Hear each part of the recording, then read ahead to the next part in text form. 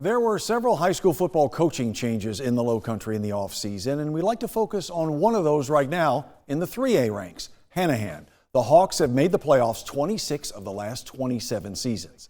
Milan Turner is the Hawks' new head man. Turner coached at 5 Georgia high schools, and during that time, he coached in 6 state championship games. As a head coach and an assistant, Turner was part of a staff that led his teams to a total of 9 region titles and 11 straight playoff appearances. At Hanahan, Turner wants a strong culture. We want to be a successful football program, but more importantly, we want successful men. And so from day one, we felt like it was about, helping them build a toolbox for life so that so they can not just navigate the game, but, things that are going to help them to do well in the classroom, do well when they walk across the stage and have a successful future. Now, part of our conversation involved Low Country football as a whole. Having spent years coaching in Georgia, I asked Turner how football in this area compared and his expectations of the competition here.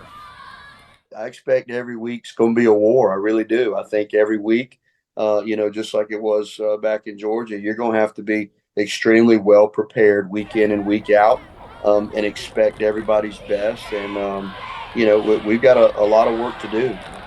There were several high school football coaching changes in the Low Country in the offseason. You heard from Milan Turner during our 5 o'clock hour as he takes over at Hanahan. Let's move to Georgetown now, where Bradley Adams returns to the Bulldogs.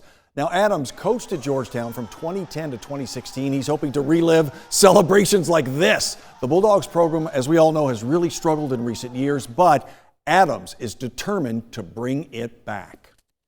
Well, I think the biggest thing we're trying to do is we're kind of going by the fact that we're trying to set a standard here, a standard that, you've got to be at practice. You got to be on time.